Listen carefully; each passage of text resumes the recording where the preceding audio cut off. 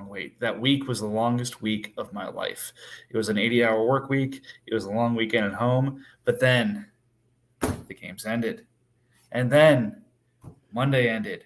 And then 9 o'clock rang around, and we had a new year. Welcome, everybody, to the 2022 off season. I hope you're as excited as I am to kick this thing off and get into it. And I'm really excited to talk to a co commissioner, the Bengals, and my buddy RJ, because I feel like we kind of got gypped last time. RJ was around running errands and doing things around the house, and I saw more of RJ's house than I've ever seen before. But it's good to have you back in front of your sports cards where you belong, talking to us about football. So, gentlemen, welcome and Happy New Year. Happy New Year. It's good to be here. I feel like I haven't been on a pod in at least half a year is what it feels like right now. And with it being playoffs being done, having it open up trading, I am very excited to be back. You're just excited to see one of your Minnesota Vikings find a good home, and I to give him a good home. We'll get into that later. But RJ, it's good to see you, my friend. It's good to be back. It's good to have some time to actually pod, and trades are back. So all trades the excitement. Indeed, they are. But before we get into trades, we should talk about a little bit of league New Year business. So some new rules in there, and I'll let Chris go into that in a second, and some new owners. So, again, I think we've replaced a couple franchises, some familiar faces, some new/familiar faces. So, Chris, what can you tell us about the turnover? A turnover, we've had relatively few owners drop off. I think this is the fewest that have left at the end of the season. Which is always good to see. Also, I can say it feels like we've had more engagement over the last year than we've ever had before, which is awesome across the league. We've got new owners, and by new, I mean one of them is an old returning owner. Anyone that's been around a while obviously knows Goose. If you don't know Goose, he used to be the owner of the Bears, was a co-commissioner in here. You're likely going to get a few trade offers from him. Doesn't matter who you are. He's going to spam you with that. And then Seahawks, is another new owner that I don't know that Jeremy brought in, but he's been in a few other leagues with him. Another solid owner. I've already been talking to him, and then I think we've got a good couple of replacement owners for the Chiefs and Seahawks here. Nice. Was the only two we had to replace so far? Or? I believe so. Yes. Great. Yep. Hey, two new owners. I mean, any league's going to have turnover, but I mean, that's great. And again, I think we know Goose; he's familiar with this. And then I think the Seahawks owner, I saw him listed in the Dream League chat. So is he involved in some of the stuff over there? Or? I don't know right now off the top of my head. I haven't had a lot of time to sit today and go through stuff. Well, so yeah. Either way. Well, hopefully he'll hop on here one of the pods to say hi, and we can get to know him better. We'll do a little 20 questions with him, figure out what's going on. Yeah, that makes sense. And hey, he's engaged and he's sarcastic and he's got a good personality that's going to fit the league well, at least from what I can tell with chat. Now, at some point when he loses patience with us and lets us have it, he's going to be even more of a fit in the league. I'm really excited about it. Yep. Also, for anyone that's watching this, anyone new, anyone existing, if you want to join the pod, you're more than welcome. You don't have to talk football. We can talk whatever you want. If you just want to say hi, go ahead and at Vikings in the chat, and he will get you a link to join up, because this is an open pod. See, now you're stealing my lines. This is why you're on the pod every half a year, because anytime you just take over. I'm surprised you haven't made yourself commissioner in the league yet. He's slowly working his way there. It's true. But you know what? He's absolutely right. The more the merrier. We have it set up so that we can add literally the entire league if we want to do one of these times. I don't think we're going to do that because that would be just pure madness, and nobody wants to be on any more Zoom calls. But it's what was our record that one night? Didn't we have I think we got up to 8 people? Okay, 8 people on here. That was fantastic. Yeah, because it gave me like an error message, like you can't add more 5. people. Yep. So I upgraded, and then like we got to 8, and then you and like 2 others dropped immediately. It's like, all right, well, we're gonna have 6, and we can have 6, and this is nice. But yeah, we can continue to test the limits of what StreamYard can do as we continue to do this. But as mentioned, we don't just have new owners; we have updates to rules. So as Jeremy said before, rule number 1 of this league: read the fucking bylaws. Yep. Rule number 2, read the bylaws. 3, have I mentioned the fucking bylaws? So again, read them, Learn them, know them. It's wildly important. And if you don't understand something, ask. Either one of the commissions, a couple of us on the podcast, we all have a pretty good handle of it at this point. But again, there were some changes, and it's important that you know those, Chris. So since you are in official capacity for at least a few more minutes here, do you want to take us through some of those? Yes. So if anyone's curious, again, Jeremy's got all the links right on the main league page to get to the bylaws. For 2022, for the actual change log, we don't have a lot of massive changes, but we do have some bylaws that are coming into effect for the first time in the history of the league based on what we've done here. So for the actual changes that have been mentioned, biggest ones are probably changing how Pro Bowl will work next year to go off total points. So again, won't affect anything until Pro Bowl players are nominated next year to do total points rather than points per game, which is an oddity. We almost always use points per game for everything. And actually changing the division winners to get the extension in the same year. So again, Jeremy explained it in the bylaws pretty well there, saying the incentive is players would want to stick with winning teams. You'll get your bonus extension then, and then as you pointed out, Mike, it may end up causing some teams to have 5 extensions in this coming year, but that's unavoidable in this particular case. The one other main change that I wanted to point out is we did add a piece in the bylaws that will affect how we handle true position if MFL ever adopts that. So I'm not looking forward to if they adopt that or not. But again, like in the main chat, it got mentioned a few times. That doesn't come into play unless MFL actually adopts it league-wide and uses that for IDP.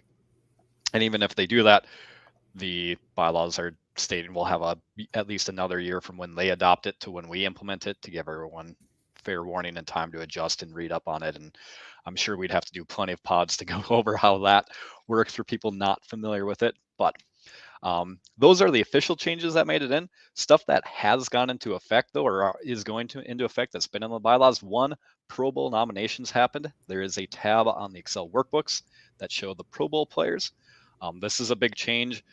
It was actually, again, your idea, Mike, which was a good suggestion the other year. The intent of it is to try to appropriately value players that have been exceptional and not let them remain on low contracts when they get extended. So rather than it going through the normal extension process, you then compare that against what a renegotiation would cost them, which if they've been excellent and one of the top performing players, you're going to have to pay them a lot. That brings up one of the more confusing aspects of it, which I wanted to walk through. My main commissioner point here for the pod, then we can get to fun stuff, is how that affects 5th year options and rookies going off that 5th year option and then the extension on top of it. So for the first time ever, this last season, we've had people have to declare the 5th year option for those 2018 rookies in the first round. Not going to go through all of that process, but if you're curious, there's plenty of resources on that, on why that is occurring. But the thing a lot of owners have to decide now is once they've opted into the 5th year is whether or not they're going to extend them before rollover. Because if you don't extend them, they will toll into their 5th year. They'll have 1 year remaining on the contract and they can't extend them anymore. So they have to extend them prior to February 14th, which is going to go off the 5th year option value when calculating the extension. If your player is nominated for the Pro Bowl, however, you will follow the extension process for that rookie, that first round rookie, follow the instructions for that, and then you apply the Pro Bowl bylaws to that, which states take your regular extension process, so whatever you would have calculated with your 5th year extension, then compare it to what a renegotiation would cost for that player and take the higher value of the two. So needless to say, if your player is in the Pro Bowl and you have to extend them, you are going to be paying a pretty penny for them at the end of this year to keep that player. Do you guys need more clarification, other points to add to that? It's a complicated league, complicated topic, but it's something owners are going to have to deal with here this coming year. Right. So I'm going to go ahead and share my screen here. And I accidentally just close the league. Let me pull that back up and take people through an example of what this means. So I'm going to use an example of a player near and dear to RJ's heart, and that's Josh Allen. So Josh Allen has his 5th year option go in next year. So I'll go ahead and share my screen here for those who are following along on YouTube. Share screen. Share. Come on, buddy. Share. All right. So if we look at Josh Allen, here he is in the last year of his first-year deal, fifth-year option exercised in the Pro Bowl. So right now his salary is $2.65 million. Now, if we look at the spreadsheet, his fifth-year option is $20.8 million, which means any extension, if there's no Pro Bowl involved, for Josh Allen is going to be based on his $20.8 million number. Now, as mentioned by Chris here, because Josh made the Pro Bowl, his salary is going to be the greater of whatever a base contract extension would be on this 20.8, or going to be based off a renegotiation calculation. So the renegotiation calculation says that Josh Allen is going to renegotiate as QB1 at the price of the most expensive quarterback, who just happens to be Taysom Hill. So because it's going to be more expensive to calculate a negotiation at $37.7 million than at $20.8 million, Josh Allen's extension is going to be calculated at 37.7. Now, there's some instances where the fifth-year option is going to be more expensive than the renegotiation. It differs in each case. But the point is, like many other things, whatever the more expensive option is the option that's going to be used. So, again, complicated league, complicated process. As Chris said, and as we'll say many times, if you have questions, ask. Some of us have a pretty good handle on this at this point. And if you think it's silly, if you think it's sideways, if you think we should be using total points instead of, points per game, just say something and maybe the rules will get changed like these did. But the point is, this is a pretty big change. It's going to impact a lot of players, especially those coming in the fifth-year options. So be aware of it before you declare something, because you could have a $30 million or $20 million problem on your hands that you didn't expect you were going to have. There are a couple other fun tidbits we can throw in here around how this works. I've had questions on when does the extension actually process? Can I have it trigger after rollover? Because I had someone that wanted to extend a player that would have 6 years on their salary starting when the league rolls over. That's not currently possible. Right now, the max amount of years you can have on a contract is 6 years, and the extension takes effect when you declare it. So if there's any discrepancy on when stuff needs to happen, is when it gets declared in the message board. Jeremy will take that timestamp and use it then. So you could extend a player out to 6 years total on his contract right now. When the league rolls over, every player on your team, the contracts will toll by 1 year and get deducted by that. So you'll be left with a 5-year player after that. The other fun thing you might want to consider is, like for your example, Josh Allen being renegotiated to Taysom Hill. Maybe you can play a game of chicken and wait to see if the owner is going to drop Taysom Hill before the end of the season, before you extend them, because then your renegotiation is no longer against that $37 million contract. It's against a slightly less high number. Might be by a couple million, but you don't want to wait too long and then forget about it and be stuck with a player after rollover that you didn't take care of with their contract situation. Yep. And then you're left to tag them into perpetuity or trade them to RJ, where he has to use a trade extension on them. RJ will do that for you. He's a nice guy. If we're talking specifically about Josh Allen, yes.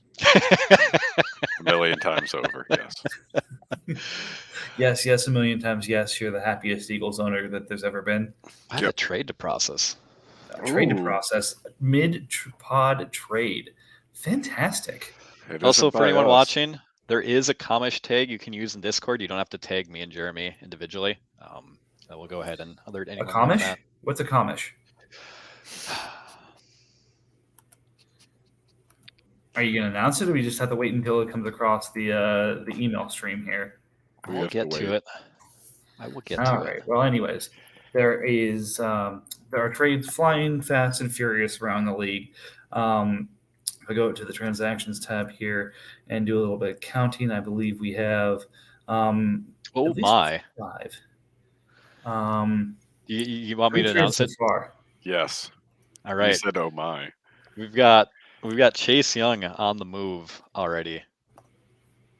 Chase Young is heading to the Giants. Interesting. I will process that. There you So guys go. all 4 trades so far involve Goose. Guys, come on. Somebody else wake up and make a damn trade around here. That's interesting. Okay, so looking at this, it's Chase Young, Ben Neiman, and the Kansas City 4th-round pick for Tino Compassignon. I'm sure I mispronounced that. You did better than I Zayvon would have. Collins and the Bills' 1st-round pick this year, which I believe is 131. So Zayvon, a first-round linebacker last year, I guess middle linebacker de facto of the Ravens, of the Cardinals right now, 131, and a DE prospect for Chase Young. And Ben Neiman, who I don't know a ton about, but replacement level linebacker. Probably a little bit better than that. He looks like he could be my cousin. He seemed to have carved some kind of a job in Kansas City. All right, so again, he's the only one that's Goose. Happy or healthy.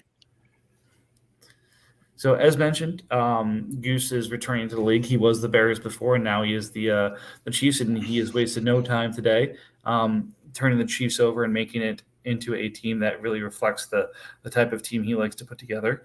In terms of the 4 trades he's made so far, he started out with the Patriots, moving Miles Sanders, Jerome Baker, and Chris Barnes to the Pats for Marcus Davenport, Jamin Davis, Harrison Smith, and the Chargers' 23 first-round pick.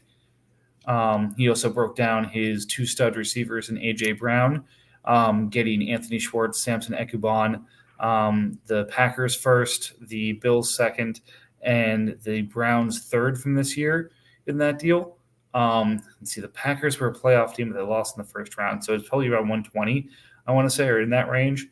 Bills will be 231, and the Browns is probably an early third.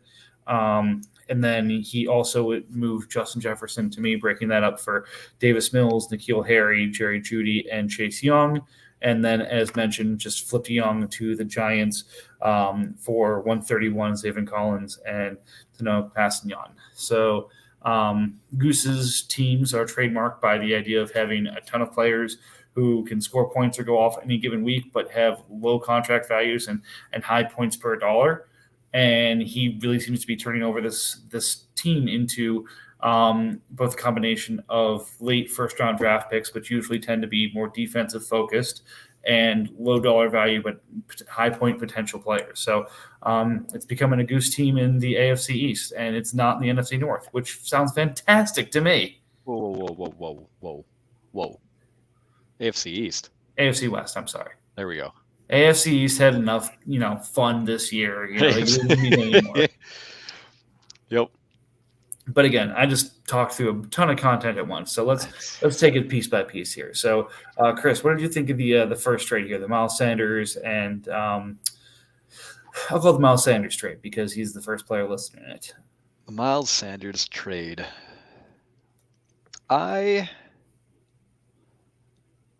God, that's probably the one I have least opinion on out of all the trades that have occurred.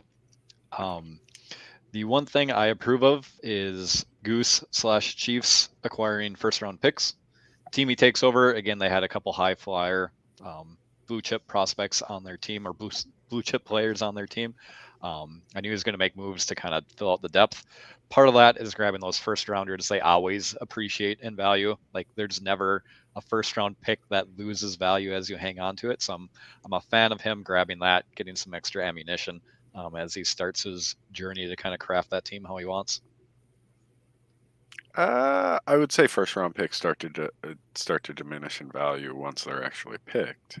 Yes, once they're picked. I meant prior to the draft. I know. I'm just giving you a hard time. So I like this trade for both if I understand correctly what they are trying to do.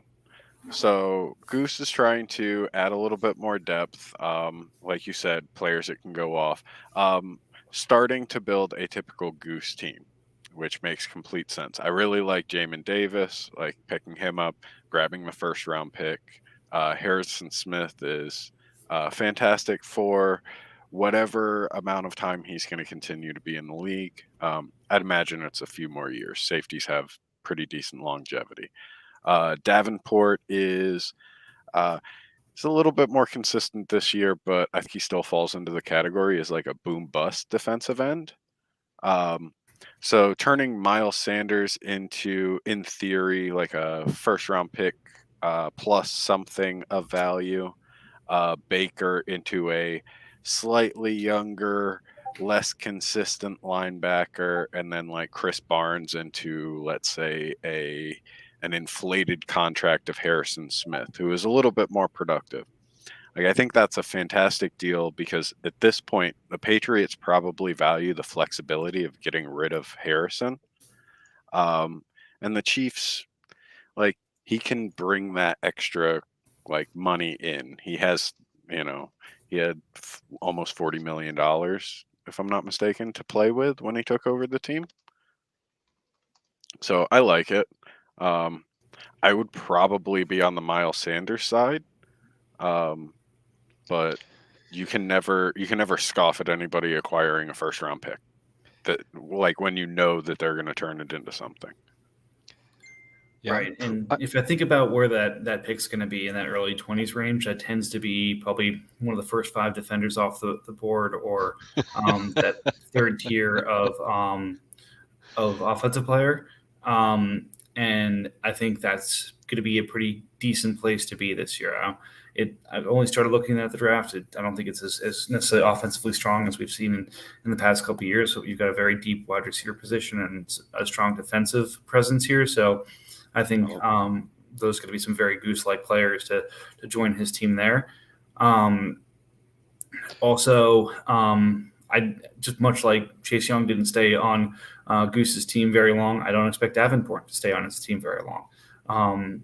I don't think Goose is aware of the Pro Bowl kicker that was going to impact Davenport's extension value.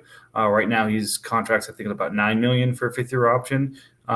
The Pro Bowl kicks that up to about, I think, 17.1 or 15.1 was the number that we had seen. So that's usually more expensive than Goose tends to spend on a player. I so bet you I he's think moved we're going to again see within 2 Davenport weeks. move Yep. into a couple pieces as he continues to get the players he likes and the players he wants on his team for next year. So I don't think this trade is final. I think, like you said, it's always good to get the pick, and then it's going to be interesting to see what Davenport turns into, considering what DNs who are in their late 20s, early 30s were going for around the deadline last year. What Davenport, who I think is only 24 or 25, will go for at a similar price point.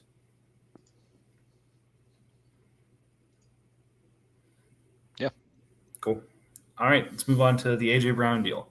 As mentioned, that was A.J. Brown for Anthony Schwartz, Samson Ekubon. And this one was, I'm sorry, yes, so I misspoke. The first deal had the Chargers 23 pick, which is likely going to be a late pick next year. Yes. This deal. I thought you were just throwing shade, and then No. I'm sorry. I got confused. So this one is the Packers pick, which I think is in the 20s, 231 and an early 3rd, plus Samson Ekubom and Anthony Schwartz. Schwartz and Ekubom are Goose players to the core, so I get that. That's, like I said, a decent first position. I don't know if you're going to be able to hit a player of Brown's value in there. So the return on this deal felt a bit light. But that said, next year is the year that you have to exercise Brown's 5th-year option. So having the salary flexibility he provides is about to run out. So, sometimes what's the old adage of Bill Belichick, you'd rather be a year early than a year late on a player. So Brown's going to should continue to be a strong fantasy performer, but he's going to be a lot more expensive in terms of points for dollars per point going forward, which is a no-no on a Goose team. Yeah, the pick is 120 based on our spreadsheet we got for here. So in that range. I agree. Feels light, I think, for A.J. Brown. But again, if we go back just in this last season, we saw DJ Moore get moved, and everyone claimed that was way too light. And I don't think it's turned out horrible for the Patriots after he made that move. He's got the sun god. That is true. So it's fun. So snap decision, yeah, feels light for AJ Brown, but can't ever scoff at the amount of depth. And again, Chiefs have to build depth. Their team was lacking in multiple positions. So yeah, I think what we need to do is go ahead and take these trades and the next, 5 weeks of Goose trades and see where he ends up with the team, because I'm pretty sure he's going to be happy with the outcome after it's all done. Yeah, because I mean Schwartz, I think he's a rookie. I think he got the special teams work. Ekubaum was a signing for the 49ers to play. I think it was outside linebacker. So in some rush situations, kind of replacing the D Ford role as Ford finally, and I think completely has departed the 49ers. So it's going to be very situational in terms of the points he gets there, but it's at a reasonable cost. So two good role players for it, but again, it's you're moving offense for defense and special teams, which is usually not what you want to do. It's kind of like throwing across your body as a quarterback. But hey, if you're Patrick Mahomes and you can pull it off, game on, buddy. Yeah, it's two usable players. Second round pick that's probably going to end up being somewhat mediocre, like usable player. Third round pick that you could probably end up turning into a productive veteran, and another first round pick to hopefully get 75-80% of an AJ Brown anyway. So the more and more I look at it, the more and more I start to like it, just because of what it can be, rather than like what it is right now. Hope always springs eternal in the off season. Like it's what it can be. Draft picks can be anything. They could even be a boat. Mm-hmm. All right. Speaking of boats, we have the other blue chip piece moving out from the Chiefs in my deal. Justin Jefferson joins a Vikings squad that is still reeling from its playoff loss to the Falcons and its third place loss to the Ravens. Trying to retool by upgrading at the receiver position from Jerry Jeudy to Justin Jefferson at the cost of Davis Mills, N'Keal Harry, and Chase Young. So in this one, taking it as it was at the time, Young next to Davenport gives him a nice 1-2 punch of young high-end DNs. Jeudy is a step down in the receiver position, but according to a couple rankings I'm looking at, still seems to be a top 25 dynasty wide receiver. Harry's down on his luck and has one more year on his contract to see if he can either catch on in New England or likely somewhere else. And Davis Mills, although from a real football perspective was suboptimal, put up some good points for me and actually started over Tua for me down the stretch a number of times in terms of the number of points he was putting up. So if Mills holds the job, he's got a very cheap quarterback. If Mills loses the job, he's got a very cheap extension potentially for a player who has shown he can play in the league. So a lot of upside for Goose, also a lot of downside for Goose. So it's going to be one of those that, like you said, Chris, we'll have to snap the line on and then look back in 6 months and see whether I paid $1.40 or 60 cents for Justin Jefferson. So I think worst case scenario with Davis Mills, now with the number of games he started, is Mike Glennon-esque trajectory, which is going to get you a couple of like spot starts every year or two. Whatever. N'Keal Harry's. Somebody should have stole him off your taxi squad a long time ago. So yeah, you should have. He provides no value. Chase Young and Jeudy, I don't know. I feel like as a combination of everything, it might be a little bit low on value as far as Jeudy or Chase. But you are getting, I don't know, the best, second best dynasty wide receiver right now, which kind of continues the trend of you acquiring the best young wide receiver in the offseason. You did that with DK Metcalf year prior. So, yeah, I'm fine with it on both sides. And everybody knows there's no way I'm going to, hang on to all of these guys. They're going to end up on every other team in the league before the end of this. So, nothing's set in stone yet for sure. I'll probably have Justin Jefferson at some point this year. Probably. Maybe Criswell. Who knows? I don't think he I likes would Vikings though. honestly, I would love to turn my team into at least 50% real life Vikings players. Like that would be that would just be awesome for me. Like I don't even care if I win at that point. It'd just be fun to look through my roster and see all those guys on it. All right, and then last but not least, the final goose trade of the evening that we broke on the pod. Again, I like it. I was at the deadline close to trading Chase Young for a young linebacker and a first-round pick that looked like it was going to be on the later side. So I think that's a relatively fair value for Chase. It was right before he tore his ACL. So now post ACL, I think it's a very fair trade for him. And then Passignon, I think, has some opportunity. I think that New Orleans D-line is a bit of a work in process. They've added some depth to it on purpose. And obviously Davenport stepped up this year. But then with Turner, who they drafted, with Granderson, with Passignon and a couple others, it's got some rotational depth. I think it's going to be a kind of a player who can pop and a player who's cost controlled for the next couple of years for sure. Yep, I think the biggest question mark in that whole trade is Zaven Collins and if he actually pans out. I agree. But he could be another situation like it was the one that they took the year prior that didn't look good until this year. The Saints? Simmons? Yeah, Isaiah Simmons. Yep. Oh, yeah. Okay, sorry. So again, it's Simmons, who ran like a freaking 4.3 or something like that, like is an athletic freak. So again, shockingly, you draft a really good athlete, give him some time to learn the position, and guess what? You've got a really good football player. Yep, and I think Collins is not similar play style. They're completely different players, but similar in that is he an edge? Is he just a full defensive end? Is he an outside linebacker that can also drop into coverage because he's tall and he moves well for his weight? It's one of those things.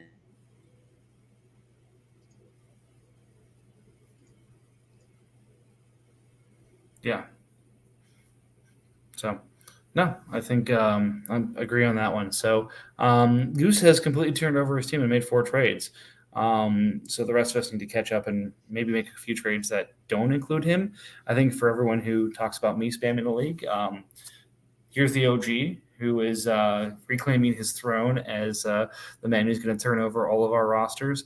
And I don't know, maybe at some point he'll stop and sit back and admire the work that he's done for a little bit, hang up the gauntlet, and then put it back on and kick some of our Avenger ass. So I think that's the main thing for this is, trading's open and let's make the teams our own. There's still some extensions left to be used and then some prize extensions that I think will get used from last year. The next one's obviously going to hit next year based off of the rules. As mentioned, some updates to the rules and some contract extensions. This is the first time where we're actually going to have to use extensions on players that have had their 5th-year options put on them. So that's going to get expensive. That's going to get tight. And then since the cap is going up, I think a grand total of $60,000 between this year and next year. Get ready to tighten that belt, boys. Yep. See, as commissioner and fellow league mate, I would recommend take your time, look at the extension options you have, especially look at your renegotiations you have. Every team has one they get to use here. You can use it on a player you trade for. You can use it on a player that you already own. The player just has to have at least 2 years on his contract.